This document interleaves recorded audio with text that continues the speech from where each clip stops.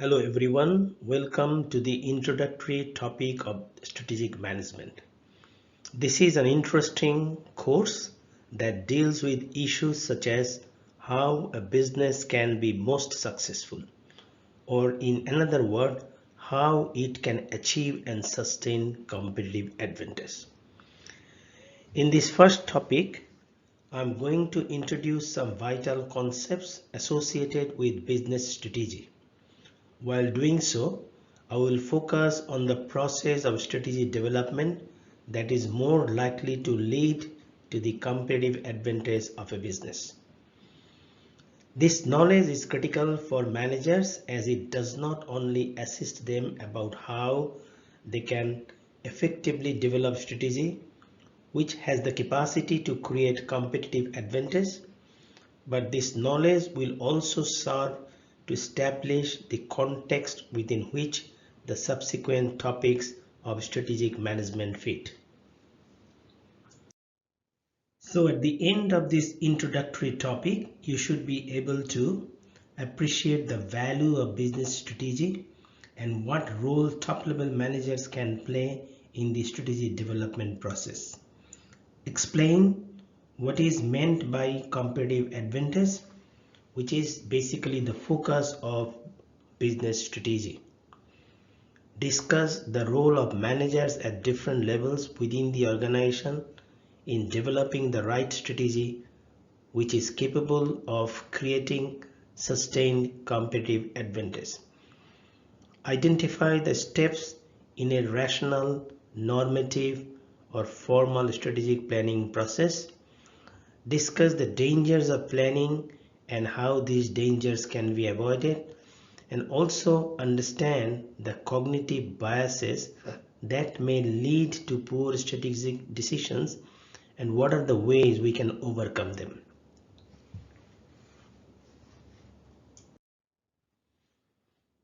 So let's talk about why the knowledge of strategic management is crucial for business students and managers. As I have already indicated in my opening comment that strategic management deals with the concepts, theories, and tools that are important to develop an understanding about why some businesses are so successful and growing while others fail or cannot perform adequately. It also deals with how a business can be best performing company in the industry and how business failures can be avoided, or how a failed business can turn into a successful business. These are the issues that top-level managers are concerned with, and they always attempt to develop strategies that help the company to perform at an above average profit rate in the industry. However, bear in mind that it is not always the top level managers who only come up with the best strategy. Great strategies often arise at the mid or at the operational level of the organizations, and sometimes without following any formal, rational or deliberate planning process. There are huge number of examples that great strategies were emerged accidentally without any plan but as a result of addressing some practical problems. Organizations with such capacity certainly require that managers and their organizational members have higher level of strategic thinking ability. Therefore, the senior managers must play a leadership role in stimulating strategic thinking among organizational members, and they must design an appropriate organizational architecture so that the strategy implementation can be easier. This architecture actually includes the governance, ethics, organizational structure, organizational culture, and control system. This strategic thinking is critical for the development of right strategy, not only to create but also to sustain competitive advantage.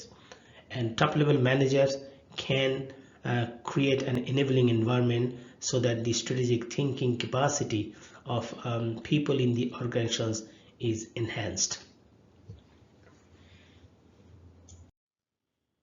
So now we have an understanding that strategies that a company managers pursue have a major impact on the company's performance relative to other companies in the industry. So what is strategy then?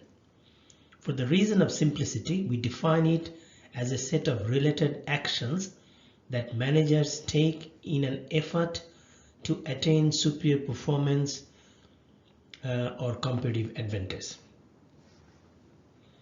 The superior performance or competitive advantage is measured by the shareholders' value. As per the agency theory, managers are responsible to serve the interest of their shareholders and enhance the shareholders' value. Now, shareholders' value is enhanced or increased if two conditions are met. The first is the company is profitable, and this profitability is measured by the after-tax return on invested capital. And secondly, if its profit grows over time. That means if the company are able to sustain its profit growth over a number of years. Now, when the company is profitable, the shareholders earn good dividend, and when the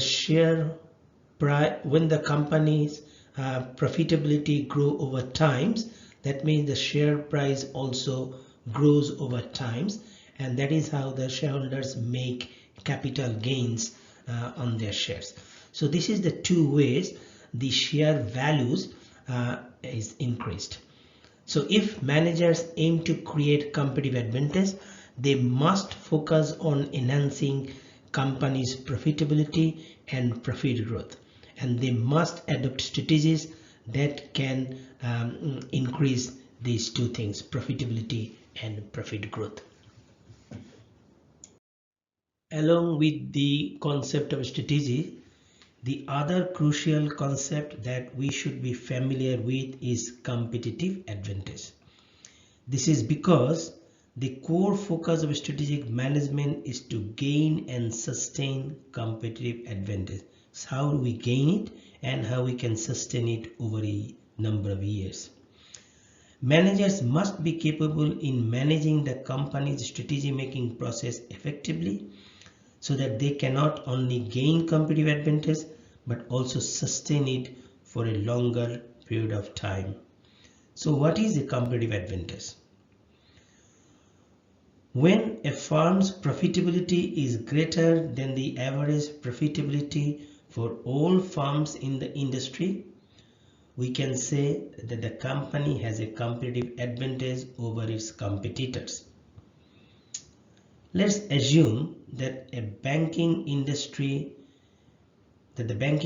has four major companies. One is Bank A, Bank B, Bank C, and Bank D.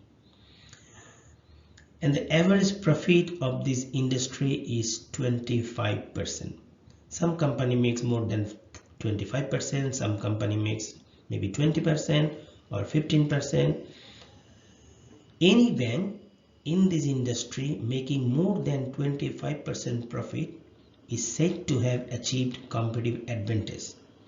If, for example, the bank C earns 30% profit, then it has achieved competitive advantage because its profit is higher and its profit growth also probably sustained for a number of years. Now, the greater the profitability, the greater is its competitive advantage, meaning the company will be the most successful company in the industry. And a sustained competitive advantage occurs when a firm maintains above average profitability for a long period of time. That means they can sustain their profit growth over a longer period of time. Now let's move to identify the components that a successful strategy should have. A successful strategy should have at least three components. One is business model, Number two is a favorable competitive and industry environment, and a strong internal environment. Let's discuss these things a little bit detail. A business model is precisely a manager's conception of how the set of strategies that the company pursues should work together as a congruent whole. The business model deals with how a company selects, acquires and retains its customers, defines and differentiates its product offerings, creates value or the benefits for its customers, produces goods or services and deliver it to the market, lowers its cost and organizes its resources and activities, and achieves and sustains high profitability and growth. The other component, or the second component of business model, is a favorable industry environment. You probably have seen that many companies prefer to do business in an industry which is profitable, with the assumption that being in a profitable industry, the company will also be able to earn superior profit. But please note, there is no certainty about it. There are examples of profitable companies in a poorly performing industry, whereas there are many successful companies appear to be present in a highly unsuccessful industry. For example, not every company in the tech industry is competitive. The point that I'm stressing here is that favorable industry can be an important source of competitive advantage, but it is the company's internal environment that is the third component of business model. The internal environment, which is the company's resources and core competencies, are more powerful in determining a firm's ability to earn superior profit than its external environment. So instead of simply going by industry standard, it is critical that managers build resources and core competencies that have power even to reconfigure the industry environment and or bring changes to the company's product and services that are able to serve customers in a distinctively differentiated and or cost-effective way, thereby increasing customers' value or benefit. And that is exactly what has been done by the Apple smartphone iPhone. You see that because of their strengths in the innovation, in the research and development, they have been able to come up with a product, the smartphone, that was able to offer services than their competitors were able to offer. Much better services. So remember, an all-time follower can hardly be a leader, particularly in the context of a business. And I have given you the case of Apple. You can also take the case of Tesla, that because of their internal resources and capacities and core competencies, they are well ahead of their competitors. Okay. So what roles managers at different levels in the organizations can play in gaining competitive advantage? There are three main levels of management in an organization, which include corporate level, business level, and the functional level. The corporate level consists of the CEO, board of directors, and corporate staff. The business level consists of the heads of the individual business units or divisions and their support staff. The role of business unit or the divisional unit is to translate general statements of intent at the corporate level into concrete strategies for individual businesses. For example, if the board of directors intends to expand the business into some other geographic locations, then these business level managers would come up with realistic or some practical strategies or actions to implement that intent of the or expectation of the board of directors.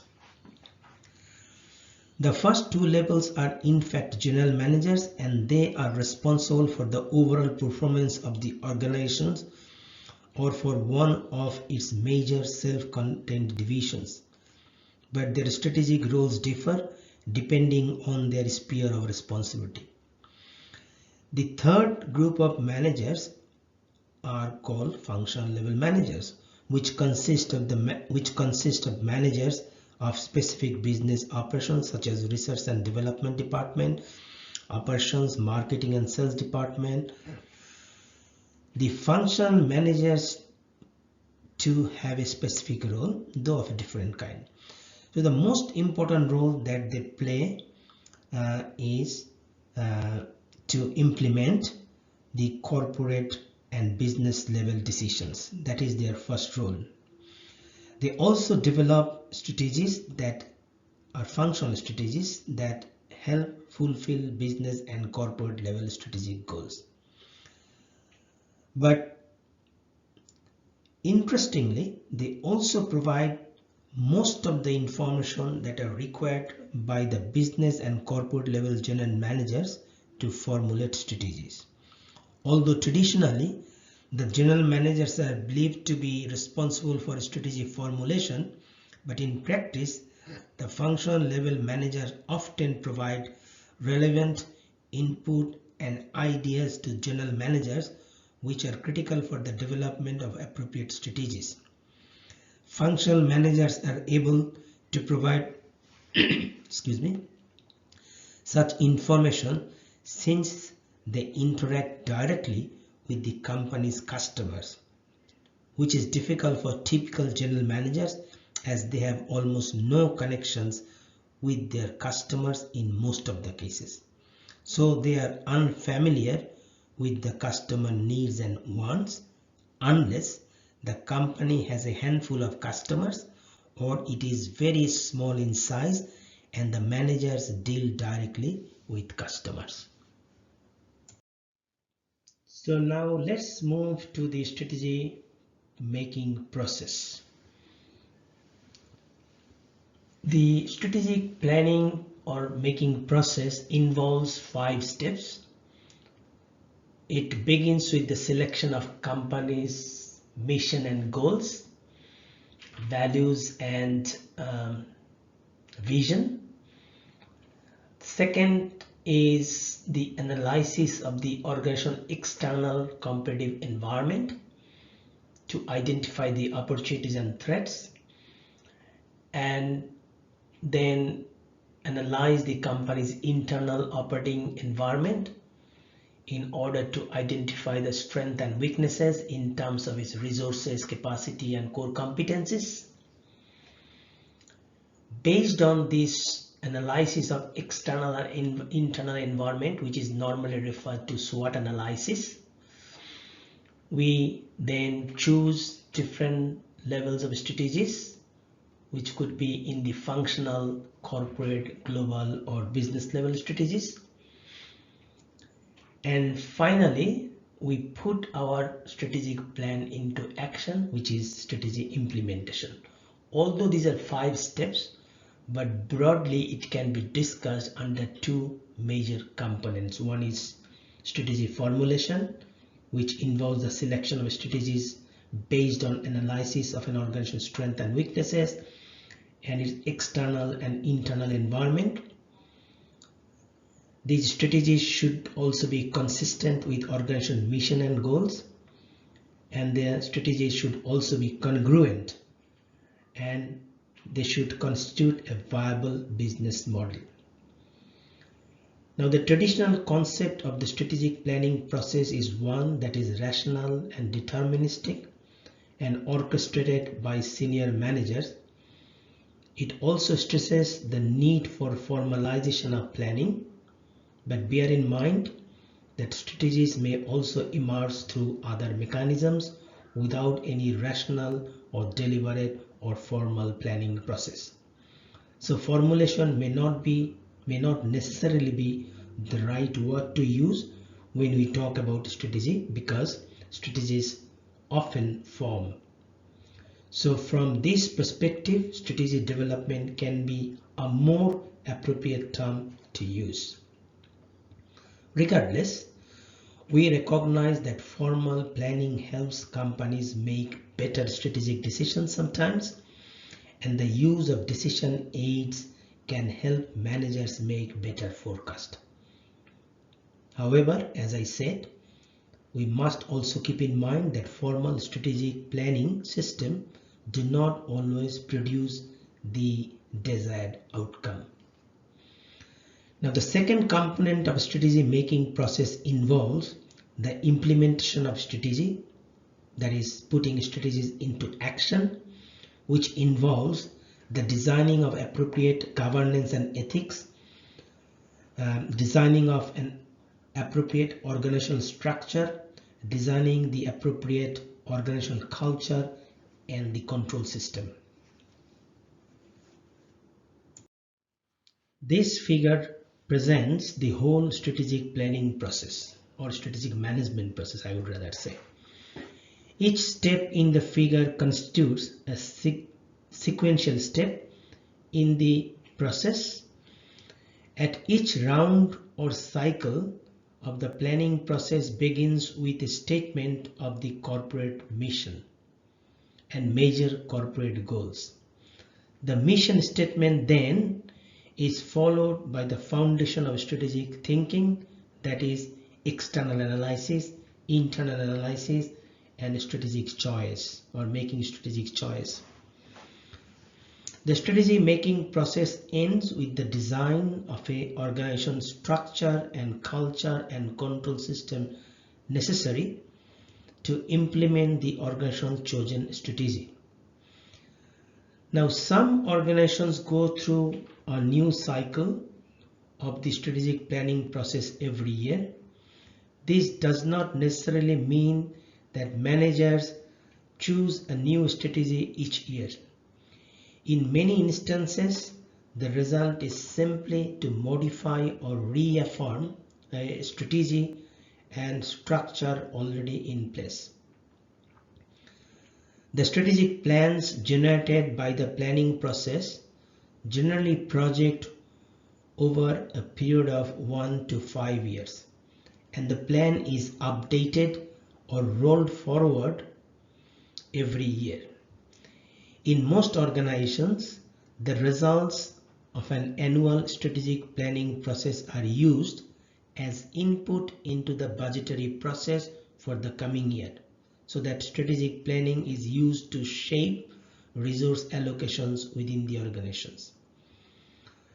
Now, the first component of the strategic planning process is then basically crafting the organization mission statement, which provides the framework or context within which strategies are formulated. A mission statement has 4 main components: a statement of the reasons for the existence of the company, which is normally referred to as mission; a statement of some desired future state, usually referred to as the vision; a statement of the key values that the organization is committed to; and a statement of major goals. So we have defined a mission as a formal statement stating why an organization exists and what it should be doing. So how would you formulate a mission? One of the effective ways of crafting a mission is to come up with a definition of the organization's business. What business does the organization do? Essentially, the definition answers three questions. Number one, what is our business? Number two, what will it be? Number three, what should it be? Now, the responses to these questions guide the formulation of the mission. To answer these questions, what is our business? A company should define its business in terms of three dimensions. Number one, who is being satisfied? That means what customer groups the company is going to satisfy. Here we stress the need for market segmentation. Number two, what is being satisfied? That means what kind of needs, customer needs, are going to be satisfied. Here we stress the need for design of a right kind of product.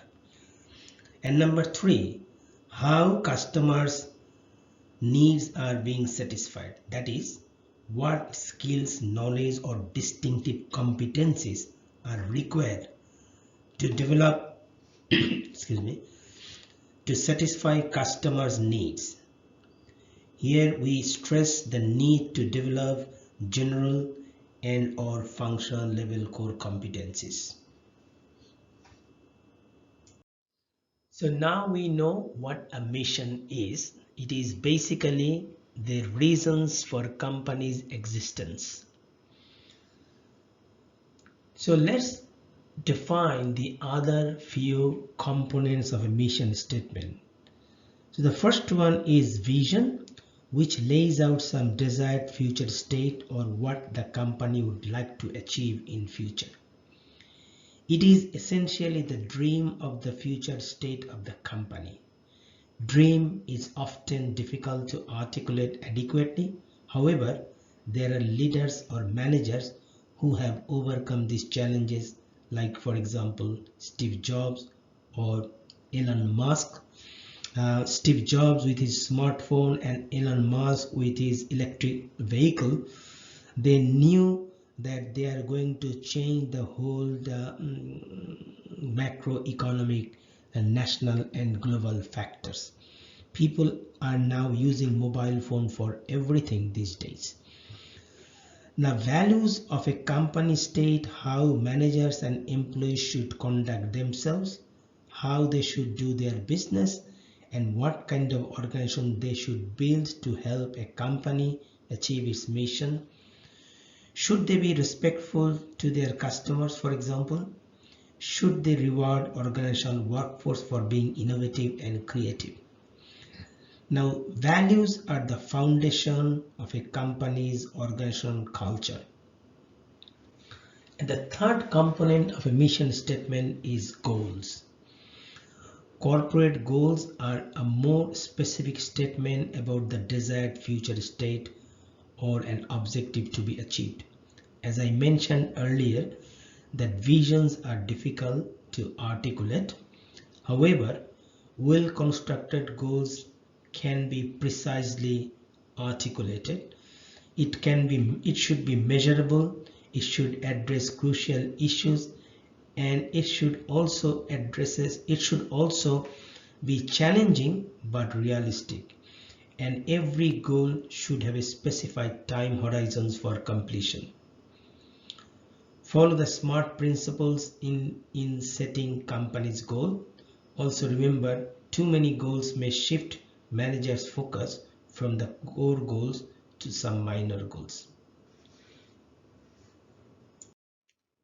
So we have explained the first component or the first step in the strategic planning process, which is the determination of mission, vision, values, and goals. So let's talk about the other steps of strategic planning process. So the second stage in the strategic planning process, we identify the strategic opportunities and threats that exist in the three components of the external environment. These three components include the specific industry environment. So if you are doing business in automobile industry, you need to understand what kind of opportunities and threats are emerging in the automobile industry, your country or national environment, so the country where your business is being conducted, and also the macro environment, which is basically the macroeconomic environment, socio-cultural, policy, regulatory, technological environment that do not only affect the performance of your company or your industry, it generally affects the business of every type in the country. So that is why these are called macroeconomic environment. It has an impact on how your performance is going to look like, but the impact is more indirect than direct. Second one is internal analysis, where we basically identify the strengths and weaknesses of the organization. It focuses on reviewing the quality and quantity of an organization resources, capabilities, and competencies. So sometimes we can see that some companies have got strength in research and development. It means that they have the capacity to innovate, or it can be a weakness for some companies. For example, the COVID-19 vaccine is developed by three companies. One is AstraZeneca, and then Pfizer, and then Moderna up till now. But so they have the capacity in research and development, they have the capacity to innovate, but many other companies see a pharmaceutical company, especially in the developing world, sees that they do not have this kind of capacity. So they have the weakness in the research and development, but they may have the strength in producing it. So that is why many companies are providing license to other companies in the other part of the world to produce the vaccine. Now together, the external and internal analysis result in a SWOT analysis outlining the firm's strengths, weakness, opportunities, and threats. The SWOT analysis is then used to create a business model to achieve competitive advantage by identifying strategies that align, fit, or match the company's resources to the demands of the environment, that is, the opportunities and weakness arise in the external environment. Now this model is called a fit model because we are actually fitting our company's strategies to the opportunities and threats that are identified in the external environment. So we are basically fitting ourselves to the external environment. This is okay, but remember that fit model does not always produce an outcome supporting company's ability to attain and sustain competitive advantage. Fitting the company to the environmental opportunities and threats are important. Of course, it is critical. However, successful companies often change the status quo of the environment and reconfigure it through innovations. For example, the smartphone technology by Apple has reconfigured the dynamics of the environment globally.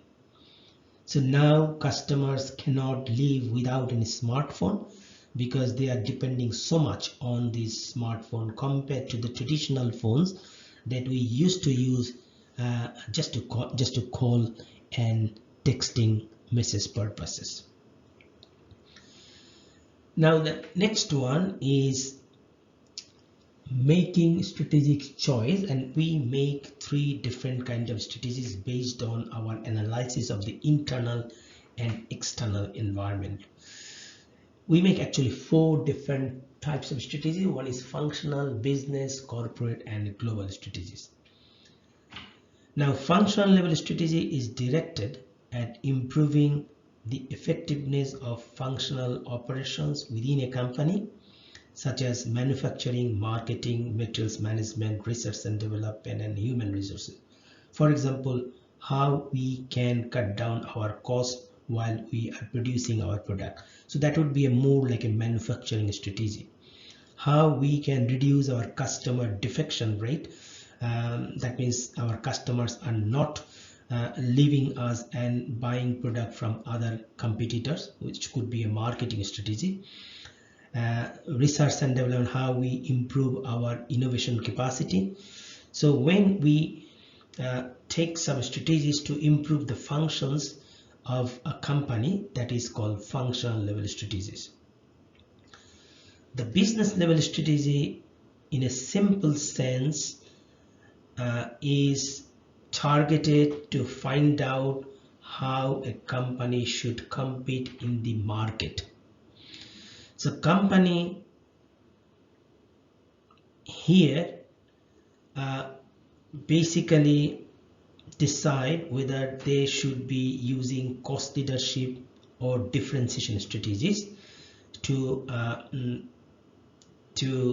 survive in the market or to grow the market. So the business level strategy encompasses the overall competitive theme that a company chooses to stress the way it positions itself in the marketplace to gain competitive advantage. And the positioning strategy, as I say, it could be cost leadership, it could be differentiation, it could be niche market strategies that we can use in different industry and market settings. So, for example, if you do business in a commodity type of industry, like you are selling rice or milk or growing, say, flour, then the usual strategy that we follow here is the cost leadership strategy, because there are too much competition in that industry, there are too many suppliers in there, and also in a growing industry or in an industry that has become more matured now, or an industry that is declining at the declining stage. But if you are a differentiator like Rolex watch, for example, then you basically follow the strategy of differentiation. You try to provide products that serves your customers' needs in a much more differentiated way than your competitors. Okay, or Apple iPhone, that iPhone or Coca-Cola, for example, when you test Coca-Cola, you feel that you are actually drinking some kind of soft drink. But when we take or drink other kind of cola, it doesn't feel the same. You do not feel the same taste of drinking Coca-Cola. So in order to achieve a competitive advantage and maximize performance, a company may often need to expand its operation outside the home country.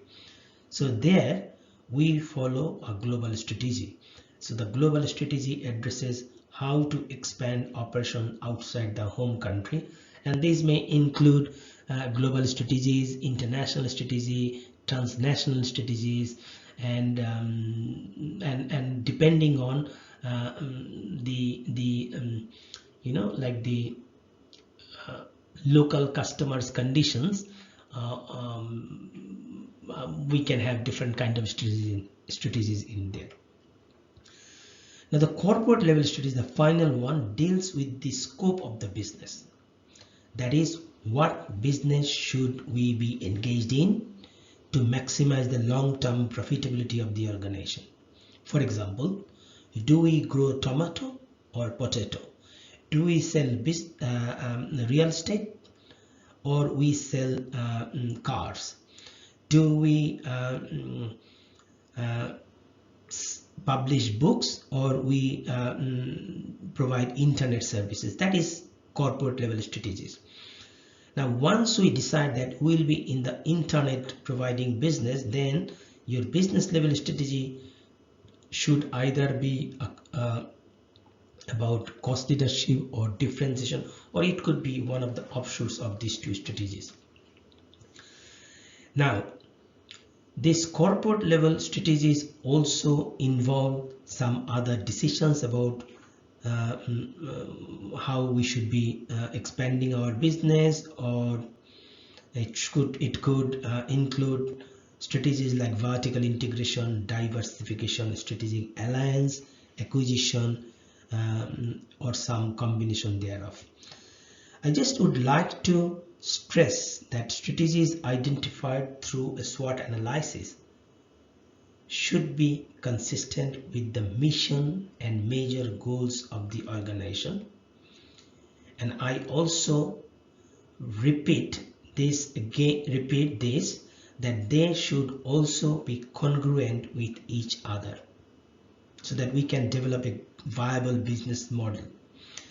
Thus, functional level strategies should be coherent with or support the company's business level strategies and corporate strategies and global strategies. For example, if the company's business level strategy focuses on differentiation based on superior innovations and quality, then it must build resources and core competences in a way that strengthen its functional area of research and development and production and operation. So there should be an alignment. Now the final steps in the strategy making process or formulation process is strategy implementation. It consists of a consideration of corporate governance and business ethics, as well as action that should be taken for companies that compete in a single industry and companies that compete in more than one industry or country even. Implementation can include, for example, putting quality improvement programs into place, changing the way the product is designed, positioning the product differently in the marketplace, segmenting the marketing, and offering different versions of the product. So different versions of the product to different customer groups, implementing price increases or decreases, and so on.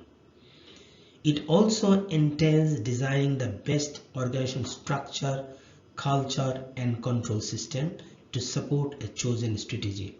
For example, if you decide to be a differentiator, then you should be focusing more on building a culture that actually reward or support innovations and creativity. Okay.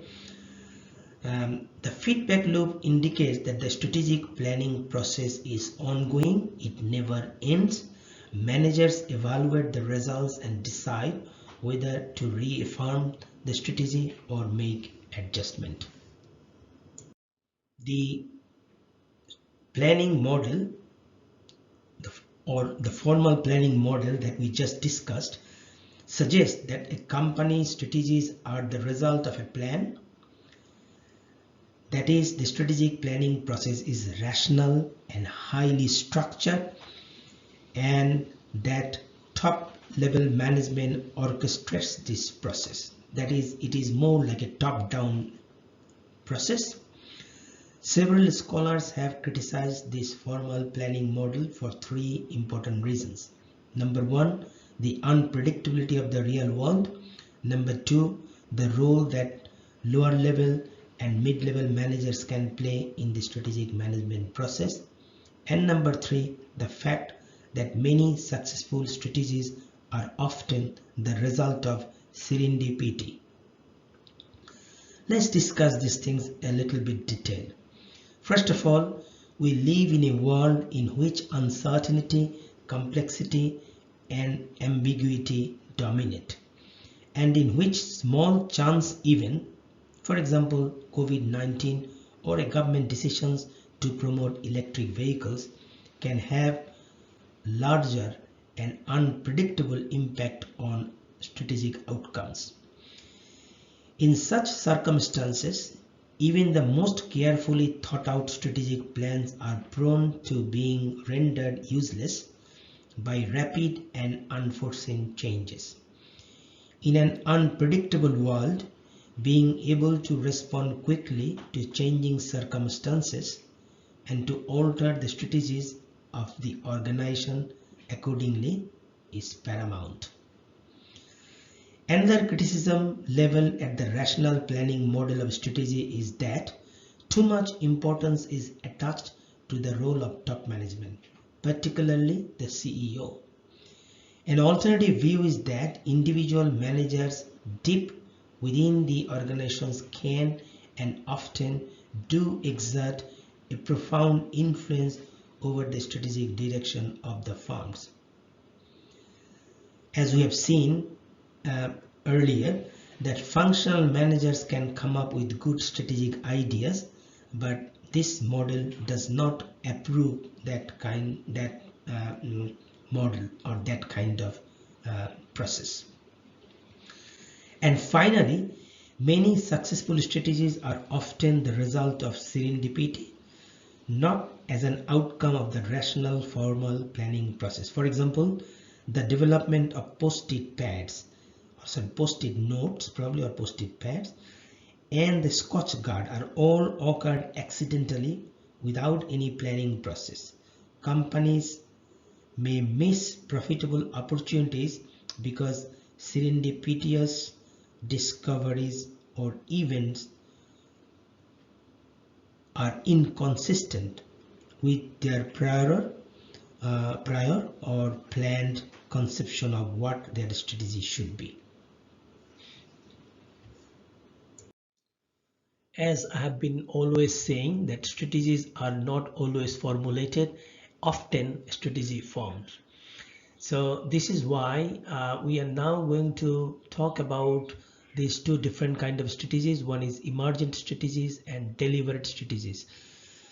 Now, deliberate strategies follow a top-down approach, that the model that we just followed. It is a top-down approach that they follow, but emergent strategy actually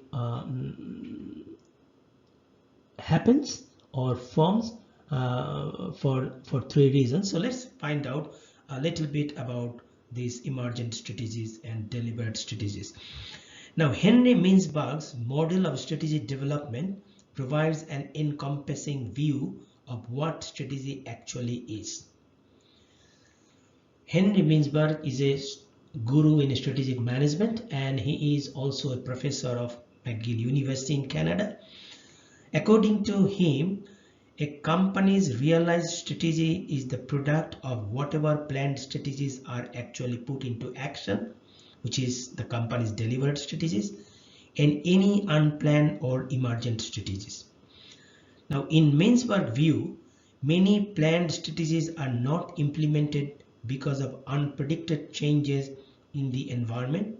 So they are basically unrealized strategies. So they cannot really produce the expected outcome. But emergent strategies are the unplanned responses to unforeseen circumstances.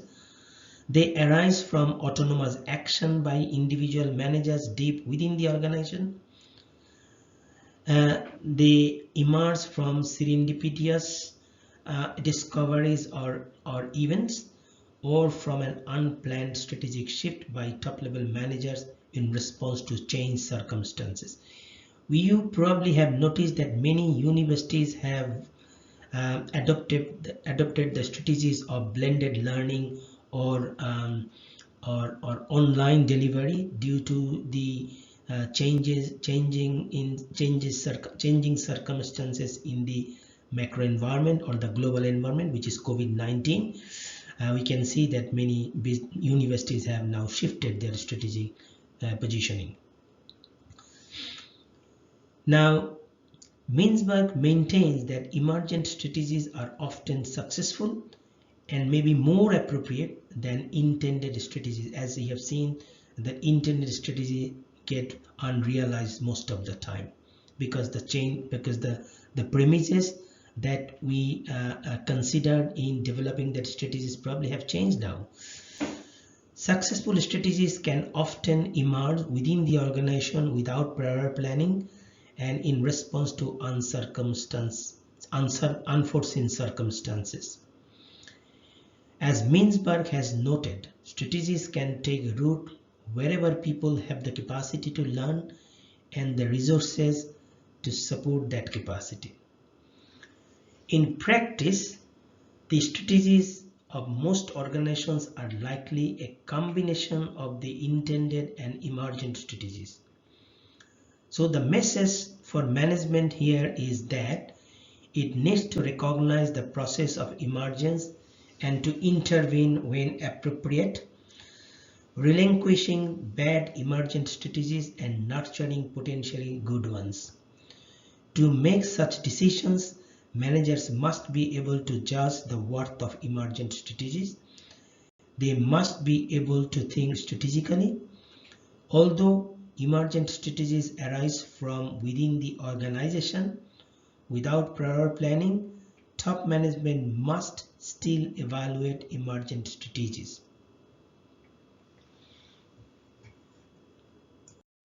For strategic planning to work, it is important that top-level managers play not only within the context of the current competitive environment, but also within the context of the future competitive environment. So they do not only consider the current condition and formulate the strategy, they also need to think about what may happen in future. And scenario planning involves formulating plans that are based upon what if scenarios about the future. In the typical scenario planning exercise, some scenarios are optimistic while others are pessimistic. Teams of managers are asked to develop specific strategies to cope with each scenario. A set of indicators chosen as signposts track trends and identify the probability that any scenario is coming to pass. The idea is to allow managers to understand the dynamic and complex nature of the environment, to think through problems in a strategic fashion, and to generate a range of strategic options that might be pursued under different scenarios or circumstances. The great virtue of the scenario approach to planning is that it can push managers to think outside the box, to anticipate what they might need to do in different situations. It can remind managers that the world is complex and unpredictable. It is not always predictable, so the plan that we are suggesting today is going to work tomorrow. Things will change. So is our strategies. Excuse me, and to place a premium on flexibility rather than on inflexible plans based on assumptions about the future.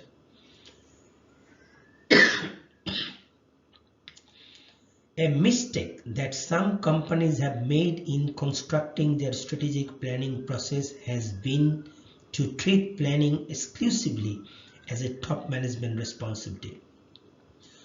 This ivory tower approach can result in strategic plans formulated in a vacuum by top managers who have little understanding or appreciation of current operating realities.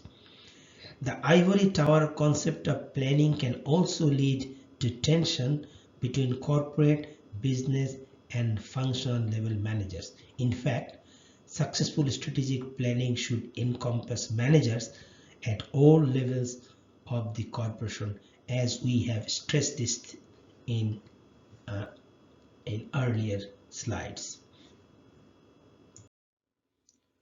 Even the best designed strategic planning system will fail to produce the desired results if managers do not effectively use the information at their disposal.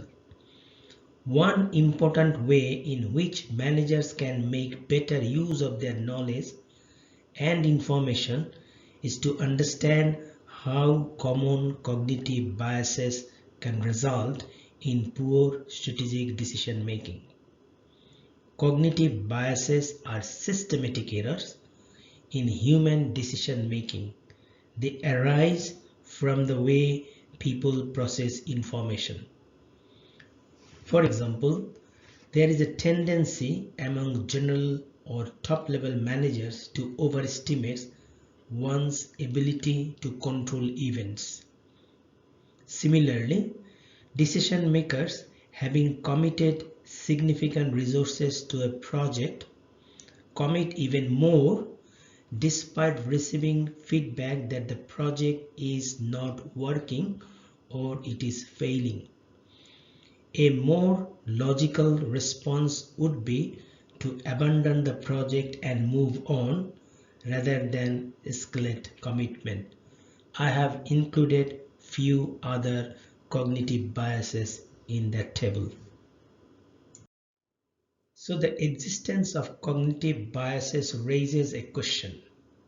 How can critical information affect the decision-making mechanism so that a company strategic decisions are realistic and based on thorough evaluations? There are few techniques known to enhance strategic thinking and counteract cognitive biases. One is devil's advocacy. This requires the generation of a plan and the critical analysis of that plan. One member of the decision-making group acts as a devil's advocate, emphasizing all the reasons that might make the proposal or plan unacceptable. In this way, decision makers are made aware of the possible dangers of the planned courses of actions. The second one is dialectic inquiry. This is more complex because it requires the generation of a plan and a counter plan. So thesis and an antithesis that reflect plausible but conflict course of actions. So for example, you can go to the airport from your house by walking, or you can also go by taking an Uber. So both of the course of actions will give you the same output, but they are very conflicting. One is very time consuming and the other one is very expensive. So strategic managers listen to a debate between the advocates of the plan and the counter plan and then decide which plan will lead to higher performance. Another technique for countering cognitive biases is the outside view.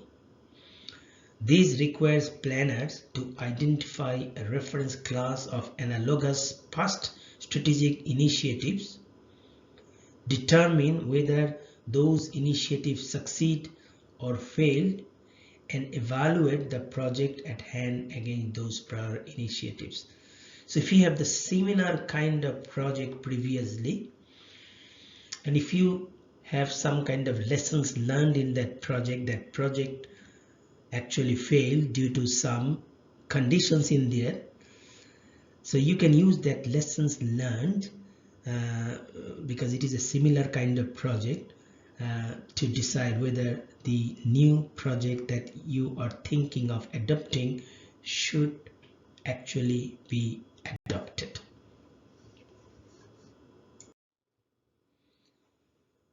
Now finally, I include some qualities and characteristics of a good strategic leader.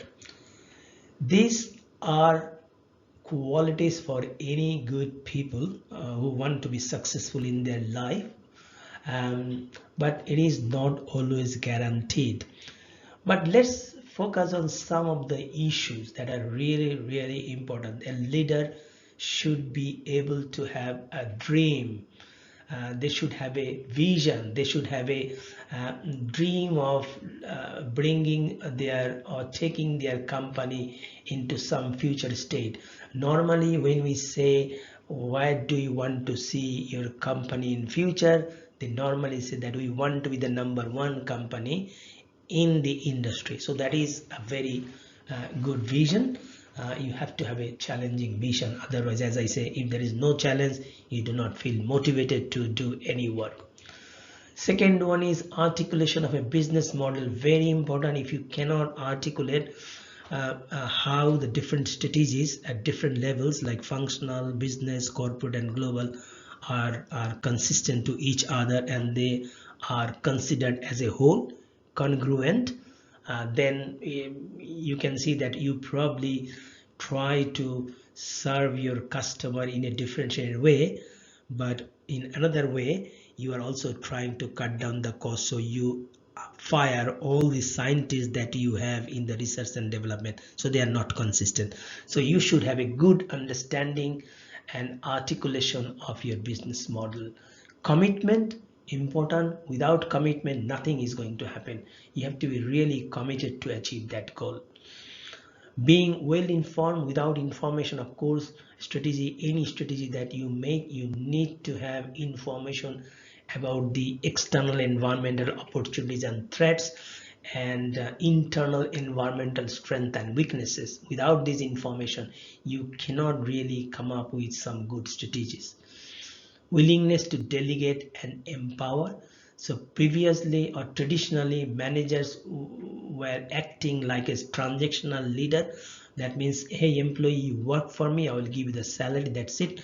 But today it has changed.